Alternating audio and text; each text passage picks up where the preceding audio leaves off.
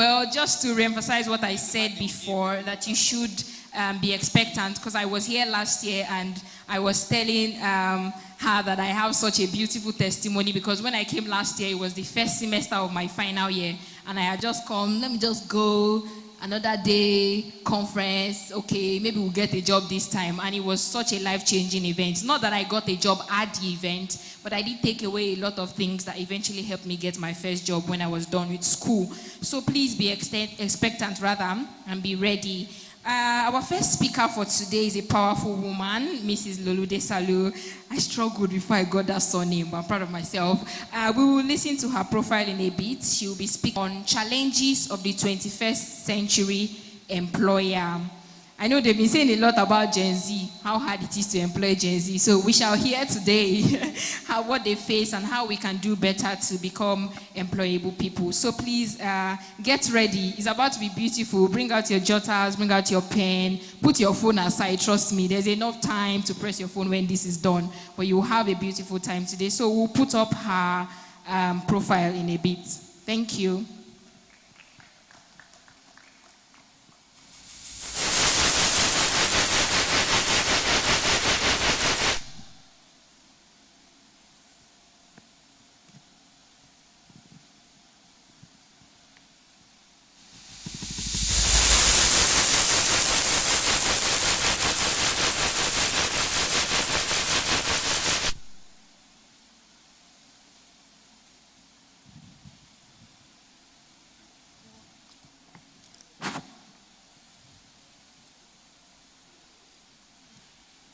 Hello everyone, my name is Miriam Limboye and I'm going to be reading Lolu Desalu's profile. So Lolu Desalu is a seasoned marketing professional specializing in brand building and strategic partnerships. Lolu obtained a BA honors degree in marketing and PR from the University of Hull, an MSc from Coventry University, UK. She is currently the Chief Marketing Officer for non-interest banking at Sterling. At the heart of what Lolu does, she has always believed in and had a passion for growing companies, powered by an understanding that the perception of a brand can be a business' most powerful or destructive asset. After spending over 13 years in marketing and PR for multi-million-dollar conglomerates and startups, Lolu knows what truly drives conversion and has mastered how to use customer empathy to enhance marketing performance. Throughout her executive journey, her footsteps have remained indelible in the industry through a trail of successful initiatives like the Film Gala with Moe and Chandon and other high-profile partnerships. Lolu began her professional career in England working at N-Power, Maui London, TG Worldwide before moving to Incisive Media, where she managed the team that delivered some of the most impactful campaigns for 2012 London Olympics. She then moved to Time Inc. London, where she managed marketing and subscriptions for over 60 Time Inc. brands. Recently, she was recognized by Endeavor Nigeria as one of the top professionals in the country, helping entrepreneurs scale up for her work as the group head of marketing, the Film House Group. There, she spearheaded marketing across West Africa for Warner Brothers, Time Media, and 20th Century Fox. Ladies and gentlemen, please welcome Lolu Desalu.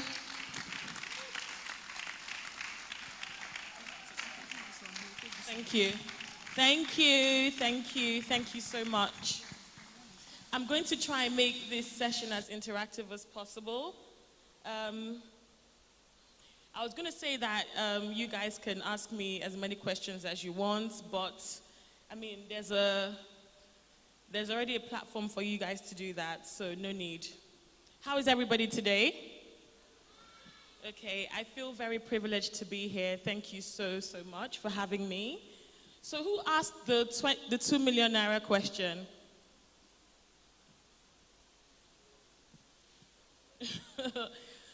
So that question is a valid question. It's very, very attainable. And today we're going to speak a lot about how to earn that and even more, because it's very possible. And every single one of you here today can do that. So please make sure you try and listen to me and listen till the end, okay? And if you don't understand something, I'm very, very open. So please send a note to an usher and let them send it to me. And I'm happy to answer any question that you have. So before we start, I would like us to pray. So let's close our eyes. Thank you, Jesus, for bringing each and every one of us here today. We give you all the glory and honor. Holy Spirit, I ask that you speak through me. I know that there's somebody here today that is going to receive this word, and this word is going to change their lives. We give you all the glory, honor, and adoration. Thank you for the miracle of being here. And thank you for the blessings that will flow through this session and the other sessions happening today. In Jesus' name, amen. Amen? Yay, let's go. Okay, so has anybody heard about the Great Resignation? Great Resignation. Just put up your hand a little bit if you've heard about it. Okay, so the Great Resignation is something that's happening in Nigeria today and even across the world. But it's very, very predominant in Nigeria right now. The Great Resignation basically means that one in every 5 people are resigning from their jobs. For one reason or the other, a lot of people are resigning from their jobs right now. They're looking for something else. You know, they want to transition somewhere else. They're not happy. The salary is not enough. For whatever reason, people are resigning a lot. And even though that this is bad news for companies, essentially, we need to see it as an opportunity. It means that there are loads and loads and loads and loads of jobs on the market today. So a lot of people say there are no jobs, but this May 2022, the one thing I want you to understand right now is that there are many, many jobs. And in this session, we're going to be talking about how to actually get jobs, get the jobs that we want, grow in those jobs, and grow in our careers until we're able to attain what we really deserve and what we want. So I'm going to mention some of the issues that employers are having today, because I was asked to speak on the challenges of the 21st century employers. Meaning, what are the issues that employers are having today? How come all these companies, I work in Sterling Bank, and I can tell you that there has been a great resignation in our company as well. But on top of that great resignation, guess what? There are loads of jobs that are empty and there's nobody there to fill them. And I'm sure that sounds strange to you because there are so many people looking for jobs. So now let me tell you what the issues are and why there are so many jobs and so many people at the same time looking for jobs, and the both of them are not marrying each other. I'm going to speak on just a few issues that, you know, it's the employers are having today. This is companies are having today. And then after I speak on that, then we'll then go into what we can do to solve for those issues. Are you with me? Lovely. Let's go. So, number one reason, there are not enough people with the required skill sets. Number one, meaning that the company is looking for A, C, Z, and B. And there are not enough people that they are meeting with A, B, Z, and E. Number two, there are not enough people that are able to demonstrate that they have the right skill sets. And this is very different from the first thing. So the first thing is that people don't have the skill sets. The second thing is that some people have the skill sets, but they just don't know how to show that they have the skill sets. And this is also a problem because whatever you cannot show, you know, if you're gold and you cannot show that you're gold, then nobody will know that you're gold. So this is an issue. And we're going to discuss that today. Number three, cultural misfits. And this is not about your tribe or how you look or anything like that. This is just a company that you can think of.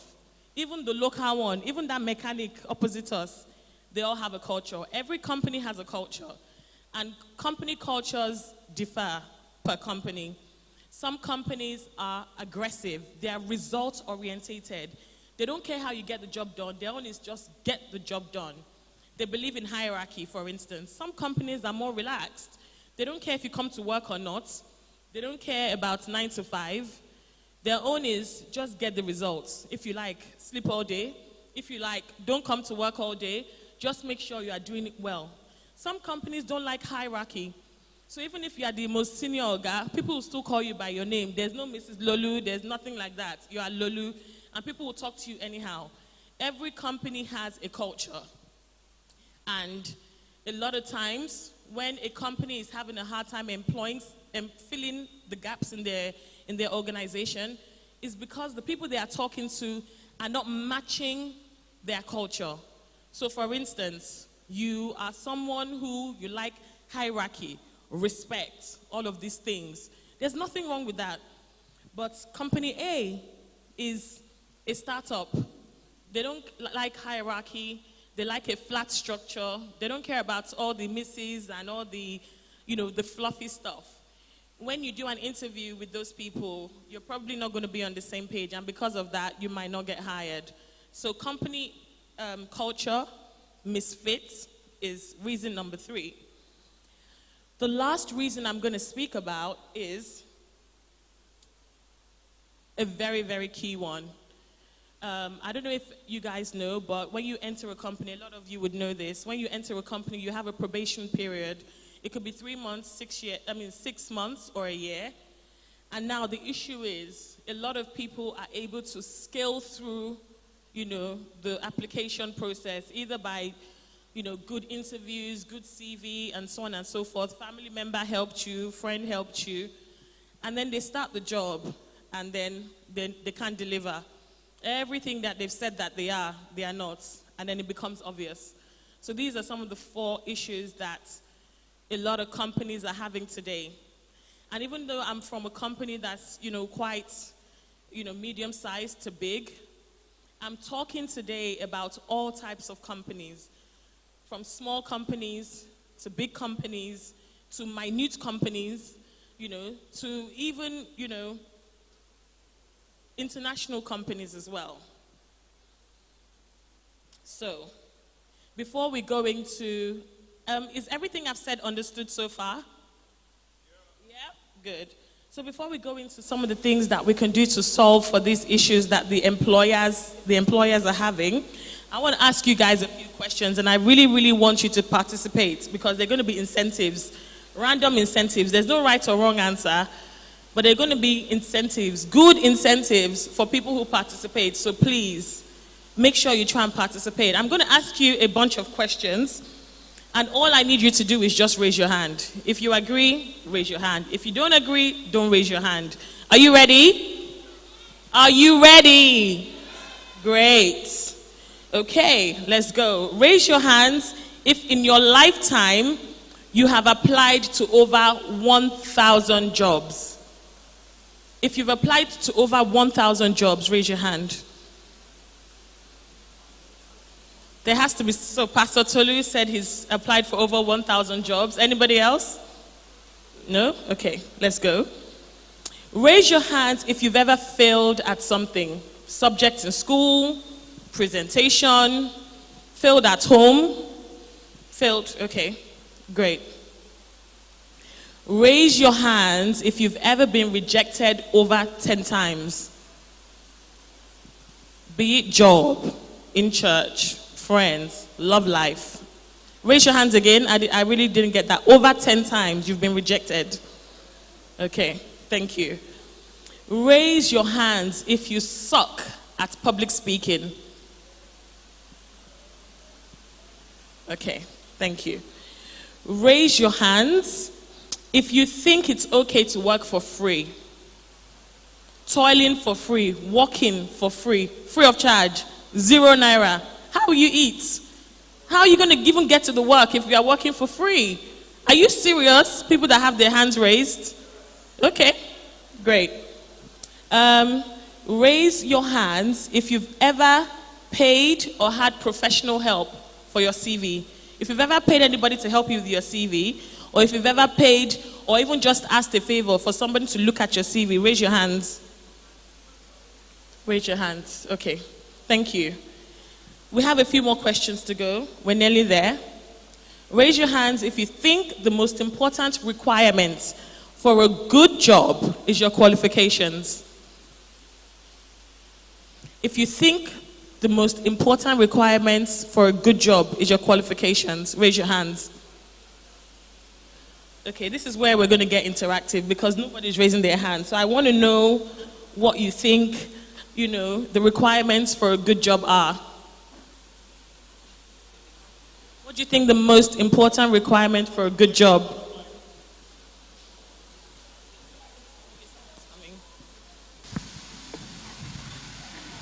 What do you think the most important requirement for a good job? Like the way you present yourself. The way you present yourself. Thank you. What do you think? Because you said it's not your qualification, so I want to hear what you think it is. If the number one thing for a good job is not qualifications, what is it? The way you speak. The way you speak. Does anybody else want to answer? Okay, there's somebody on that side.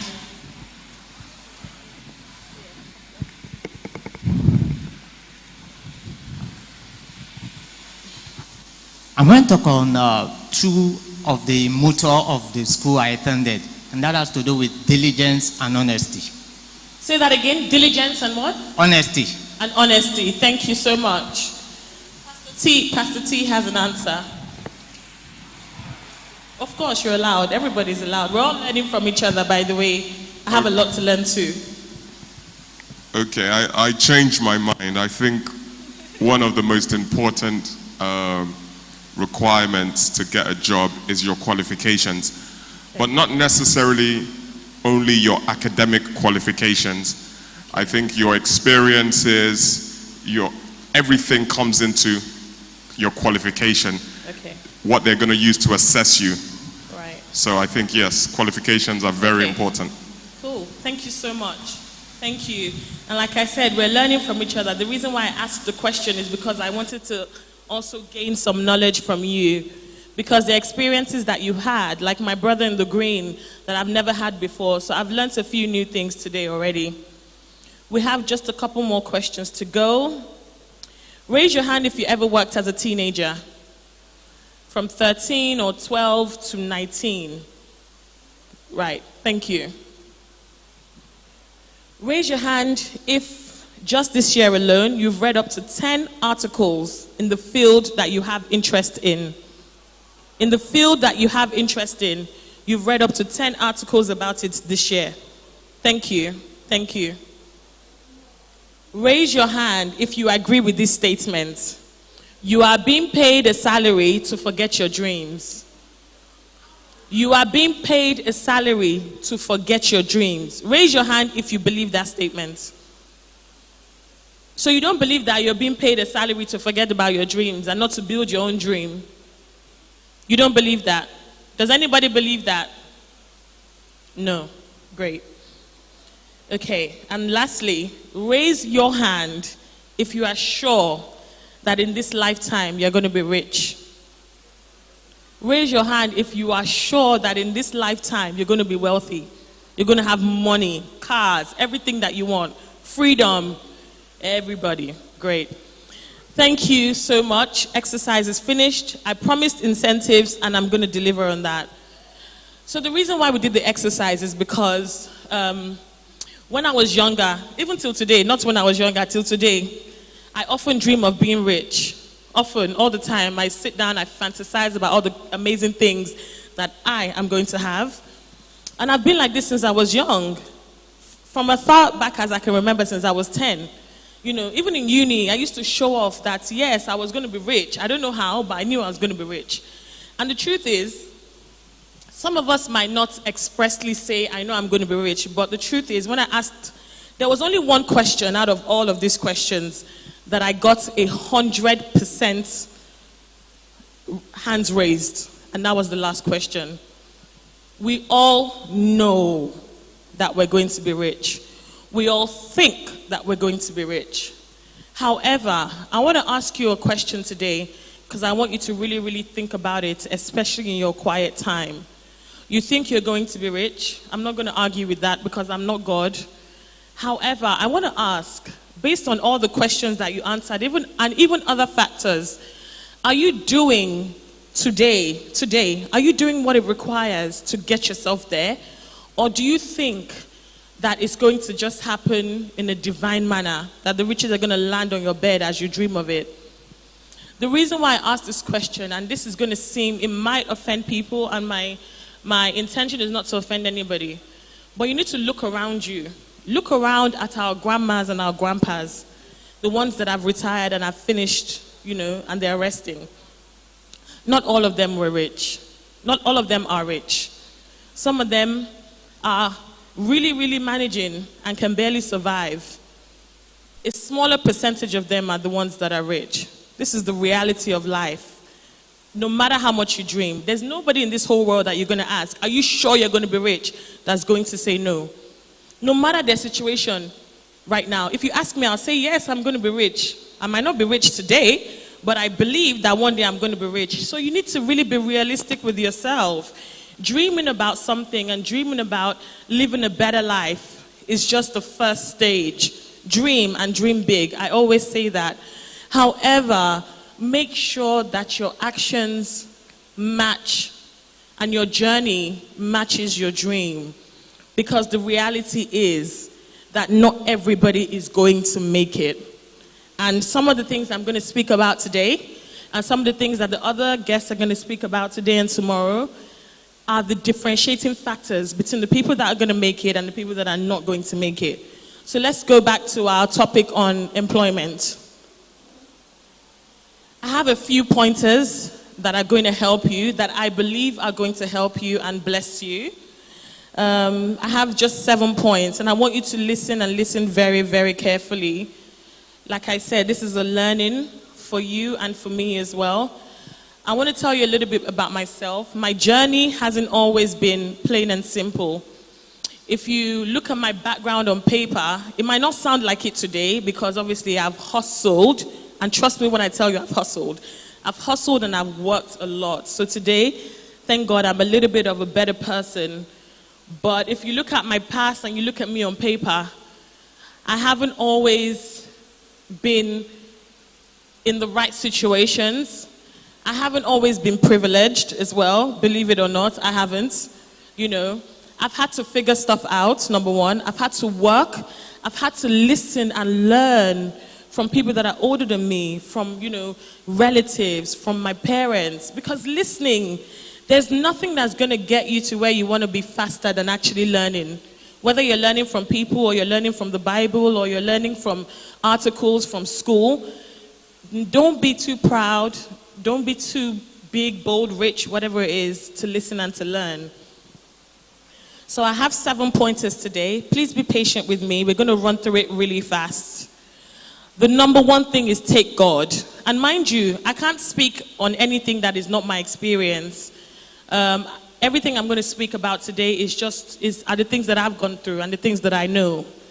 So number one point is to take God. There are 2 factors to taking God. Number one, I believe that some of you here are believers and some are not. Doesn't matter. My experience is take God, and there are 2 factors. I take God into my decision making. I take God into everything that I want and everything that I like. If I want something, I ask God. We speak about it. I don't ask him once, twice, 3 times, 4 times. I ask again and again and again. And I also ask him to direct me towards what I'm asking for, because no matter what I want, I never want to end up where God doesn't want me to be. That's factor number 1 in regards to take God. Number 2, in regards to take God, even when you get certain opportunities, an interview, or even if you get the job, still take God. And this time I mean take the principles of God. We live in a very dog-eat-dog environment, especially in Nigeria. Nigeria is tough. Nigeria is very hardcore, where, and it pushes people to be very rough sometimes, very dog-eat-dog, stepping on other people to get further, lying sometimes, little white lies here and there, cheating sometimes. It's not harmful, it's not harming anybody. Let me just say it so I can get what I want. Or If I tell them that this person is not really good, they'll think I'm a better person. Let me tell you from experience, it doesn't work. It can work for a few minutes, it can work for a few months, but in the long run, the truth will always, be exposed. So no matter what you do, take God, take the principles of God, even in your workplace, even as you do your interviews, even as you approach companies, the principles of God. Do not cheat, do not lie. Love your neighbor as yourself. Yes, it applies to work as well. If you don't want to be treated in a certain way, don't treat other people in a certain way. Because God is the author and the finisher, and he always rewards people that work, in line with the gospel. So that's my first advice to you. My second point is go as your whole self. Go as your entire self. And this goes back to my issue from the employer side of things, where they say, the person just doesn't fit. The person doesn't fit. A lot of times you look at a CV and the CV looks so good. Studied at University of Ibadan or University of Lagos. These are some of the most amazing universities in the entire world, whether you believe it or not. Studied at University of Lagos, graduated with a 2-1 or graduated with a first class, has worked in so and so place, and has done all these amazing things. Looks neat, fairly responsible, and so on and so forth. But during the interview, the HR, and mind you, I've hired a lot of people. And I've gone for a lot of interviews myself. The HR people or the manager, somebody like myself, would just say, no, they're not a good fit. A lot of times when I interview people, I can tell from the first 5 minutes whether they're a good fit or not. And that's why I say go as your whole self. You're more than your qualifications. And remember, I asked this question when we're doing our exercise. Your qualifications are very, very important. Like I said, learn. But you're more than what is on paper. I mean, those things are just on paper. You're more than that. And this is not, whether you're an extrovert or introvert. Every introvert and every extrovert has a personality. You have something that is in you. You have passions. You have things that you like, and you have things that you dislike. You have an opinion on the weather today. You have opinion on me right now. You have an opinion on the way this building looks. Those type of things need to show when you go for job interviews. So when you go for a job interview and the judges or somebody on the panel says, hello, welcome, Doyin. Good luck in your interview today. How are you doing? Sometimes, this is real life story. Sometimes the reply is, so I've asked somebody, how are you doing today? Welcome. And they say, fine. Or, fine, thank you. Even though I don't cancel the person immediately, I'm starting to get a sense of who the person is. And already I can tell that you might not be what I'm looking for. So I'm going to go a step further and I'm going to say, tell me about yourself. And Doyin is going to read her CV and say, I graduated from the University of Ibadan. I went to Polytechnic University and I did my IT in, Wacom, etc. And that's it. And already I'm getting more insight into who you are. And I'm not really happy. In your mind, you think you've done well. I mean, you've read your CV. But when I'm asking, mind you, as the employer, I already saw your CV before you came for your interview. As a matter of fact, the only reason why you're in this interview is because your CV got you here. So when I'm speaking to you, I'm not asking you to tell me what is on your CV because I can already see it. I'm asking you to bring your entire self. I want to know who you are, what makes you tick, what you hate, what you don't like, how you speak, what your sense of humor is like. So when I say, hello, Doyin, welcome, good luck in your interview, how are you doing? If you're an introvert, you can say, I'm doing really well, how are you doing? With a smile. And that already tells me, you haven't said much, you haven't gone on and on and on, but that already tells me the kind of person you are. You're making that little bit more of an effort. It shows me that you might have empathy. It shows me that you might be quiet, but you're conversational. Conversational means that you engage with people. Because no matter how much being an introvert is not an excuse, to have an attitude. you might not realize this, but I interview a lot of people with attitudes that I think are very, very questionable. A lot of times I've realized that they don't even mean it and they don't even know that they're doing it. It's just nobody wants to interview somebody that is cold. Someone that, we ask you, so tell me about your last job experience. I filed some papers, I did the books, I did checks and balances, profit and loss, and that's it. Why don't you tell me your experience? I really enjoyed myself. Some of my passion points in my last job were so and so. Some of the things that I really didn't enjoy were, having to file papers all day long. That gives me a little bit more about you. Even though you're still being professional and you're still answering the question, it shows me that you're a conversational person. It shows me that you can fit in with the people I have. Because if I'm bringing somebody in, I want somebody to be able to fit in with the team that already exists. I don't want someone that's going to stick out like a sore thumb and someone that's going to cause issues, or someone that, when the person gets on the team, cannot really get along with people. Or someone that gets on the team and when we're having a meeting and I'm asking, guys, we need to get 100,000 customers, what should we do?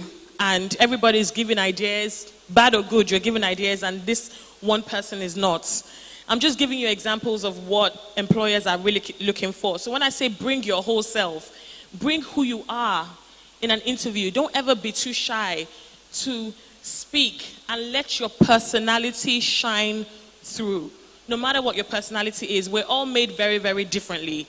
So no employer is sitting down thinking, I want somebody to say this or I want somebody to be loud. No. But they just want to see who you are because it shows them that you are ready to work. So that's number 2. My third point is take a bad deal. Take a bad deal.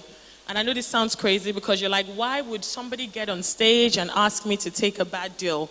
So I'm going to give you an example. I asked the question, if you think it's okay to work for free. So let me give you a little story. When I started my professional career, and when I say my professional career, I mean after I graduated from university and I did a master's. Before that, I had worked. I'd worked since I was a teenager. I'd done hairdressing, all kinds of random jobs. So I'm talking now about after graduating, I was looking for a job, and very, very quickly I knew that there was no parent that was going to come and rescue me. So I'd finished my degree and I'd done my master's. I had also served. So I'm not talking about IT and I'm not talking about NYSC.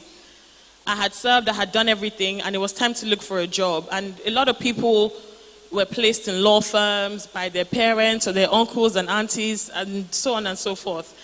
And it dawned on me very, very quickly that, girl, nobody is coming to save you. Nobody is going to put you anywhere. Nobody's going to do nothing. You better figure it out.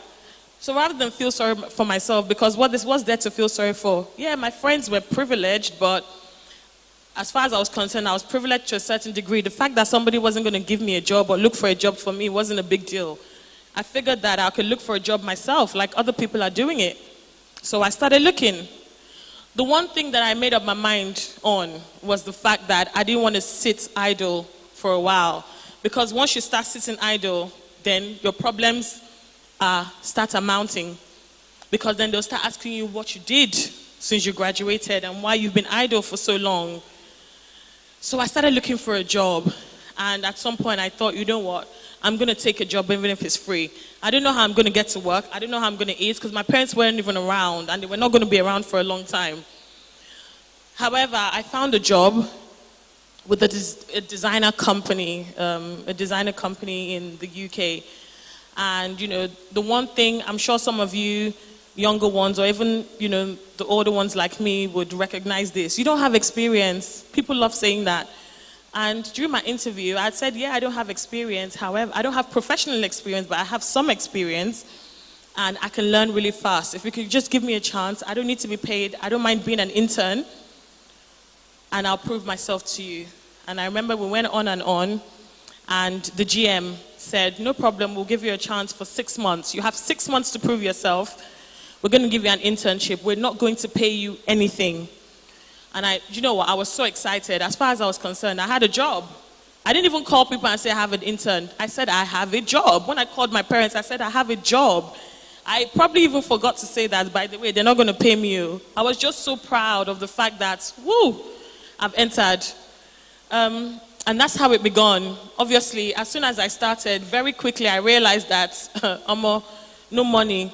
I was always hungry. I really didn't know, I would wait till I got home in the evening to steal my brother's food and just figure out something to eat, However, I don't know what really pushed me at that age to think I could do it, but I'm so grateful for the experience, and I'm so grateful that I took a chance, because that experience was what, started my career, essentially.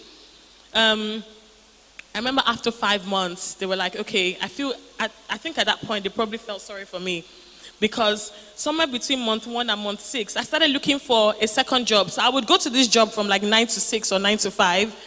And at some point, when I figured that I really need money, I started looking for jobs in pubs and lounges, like beer parlor type situations. Like, let me find something that I can do in the night or in the evening that at least will give me money to be able to keep going to that other job and at least eating lunch when people are eating lunch.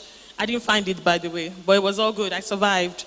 In month 5, they said that I've passed and that I don't have to do 6 months anymore, and that they were going to give me a full-time job and pay me. Woo! I was so happy. And the reason why I said take a bad deal is because that was a very, very bad deal. I was a graduate. I was a master's student. Why in the world would I take a deal where they're not paying me?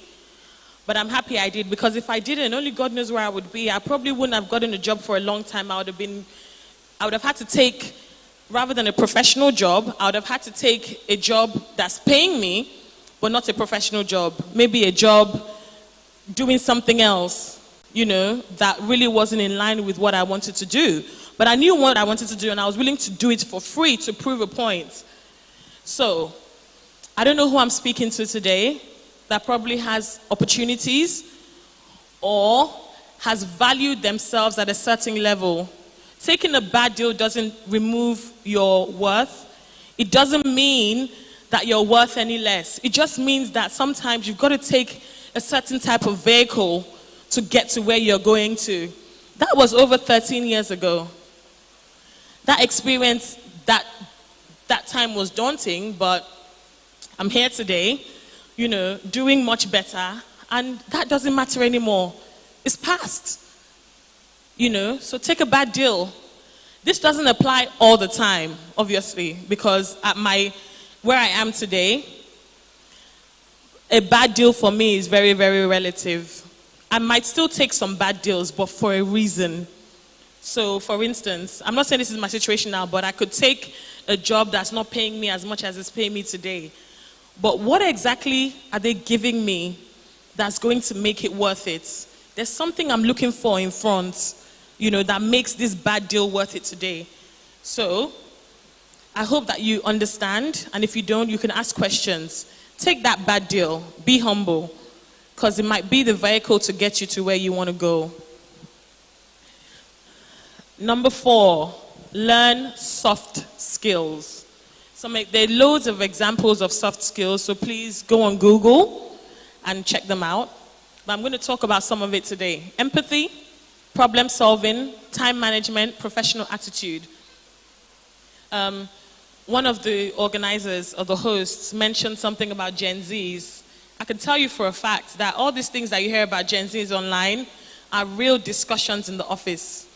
They are real life discussions in the office. Gen Zs are causing, I don't know what the word, they're causing us to shake in our boots, I'm actually proud of Gen Zs for one reason, because you guys stand up for what you believe. It makes me very proud, and I believe that that's what's going to get Nigeria to where we're going. However, there are methods and there are ways. A lot of companies right now are very apprehensive about hiring Gen Zs, and this hasn't always been the case. A lot of us, like I said, we think about qualifications a lot, about what we have on paper, but we forget that there are soft skills that actually get you through the door way faster than your hard skills. One of those soft skills is charm. Be charming. If you don't know how to be charming, learn it. Look yourself in the mirror every day. Be smiling to yourself. Know how to be professional, but know how to be charming at the same time. Know how to be serious, but know how to be charming. Time management, professional attitude. You say you're going to turn up to something at 10 o'clock, but you turn up to something at 10:05.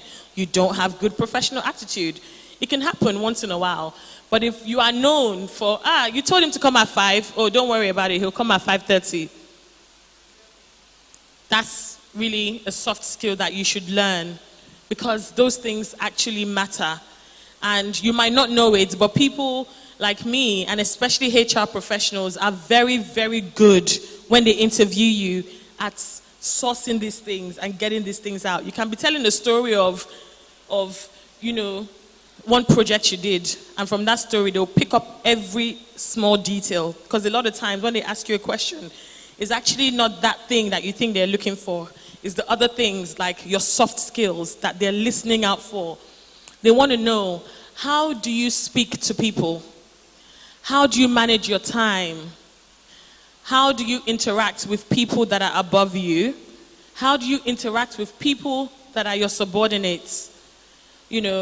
How do you view the workplace environment? Are you big on respect and hierarchy? Or are you a relaxed sort of person? Are you ambitious? Or is this person just you give him A, he'll do A? Is this person going to go out of their way to do more than they are being given? So those are, some of the things that they look out for without telling you they're looking out for it. So please, in your spare time, just note this down, soft skills. Google it, pick some soft skills, and really try and be deliberate about those things, about some of those soft skills. Number 5, pride. Pride has no place in the hustle. Pride has no place in the hustle. You got to sometimes stoop to conquer. You get a job, for instance, and for the first month or 2 months, they keep asking you to make tea. Or your boss is just not a nice person, or just annoying, maybe talks too much, or doesn't even talk at all. Or maybe they treat you like you are, you don't belong, or like, who's this person? Pride has no place in the hustle. If you're trying to go somewhere, you need to really focus. You need to really focus on where you're going. Keep your eye on the prize. You know where you're going. Don't let any distraction of anyone's attitude, or, this job is too small for me, I can't do it, I can't clean, at my stage, at my level, at my age, I can't work there. Or I'm too young to work, I should be a baby girl. Or soft life only. Leave all of those social media things in the dust. They're not helping those people. Those people are pretending, and they're not going to help you.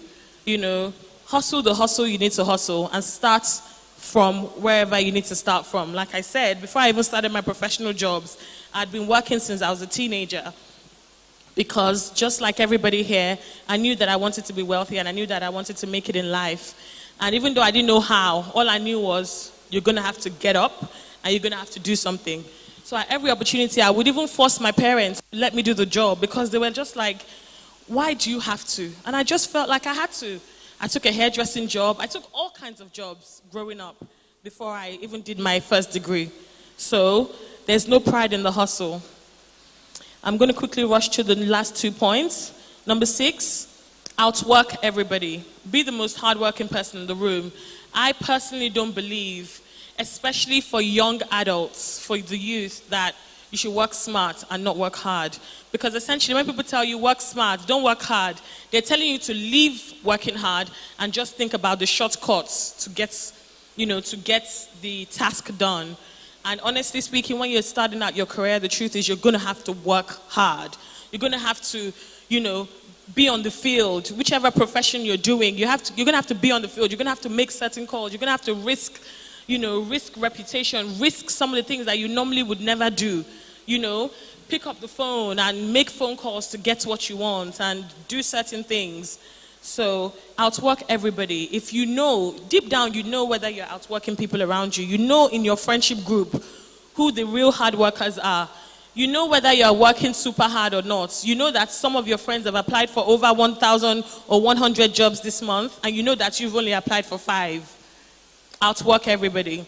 There's no shortcut, especially when you're young. You know, for the first 8 years of your career, you should always aim at being the most hard working in your group or in your workplace. And the last thing that I want to say, well, the last point before my last note is consistency is the name of the game. Never ever give up. Keep going. Keep applying. Apply to 1,000 places. I asked that question because I've applied to well over 1,000 places. When I apply for jobs, I apply like a mad person. Even at this stage, even after 13 years of postgraduate experience and over 15 years of experience in general, I apply like there's no tomorrow. You know, I apply like crazy. So yes, I've applied to probably over 2,000 jobs, even more than that. You know, so stay consistent, never give up. Your dream is never ever too big. Just be willing to learn the process of getting to where you're going. Humble yourself. And let me tell you one last thing. Your qualifications don't guarantee you. I wrote it down. Let me read it out to you. Your first class doesn't guarantee you, and your failure doesn't disqualify you. Even though I haven't had a lot of time to speak about my personal experience and my journey, I want to let you know that if there's anybody in the house today who doesn't feel qualified, I'm that person, you know. So your failures do not disqualify you. Whatever opportunity you feel you were not born with or your parents didn't give you does not disqualify you. Thank you very much.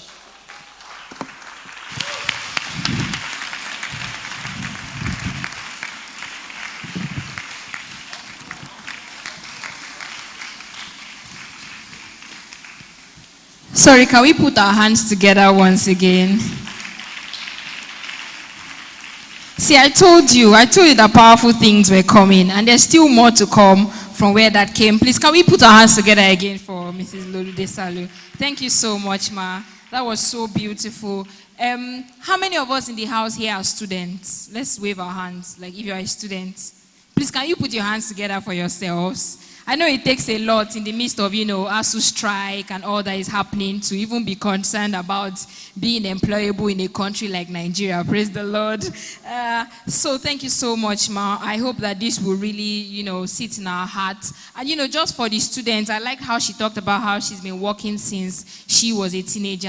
I started working in my 100 level, and it didn't really make sense when I was doing it. But at the end of the day, when I was going to apply for a job, I had a heavy portfolio for somebody who had just graduated, and I had done all those jobs for free. So working for free actually does do a lot for you. Volunteer if you hope to start a career. I studied statistics and working in media doesn't really make sense. But I'd been volunteering with radio stations and media houses for free. And when I was done, I knew what I was doing. And I like how she emphasized, don't care about insult.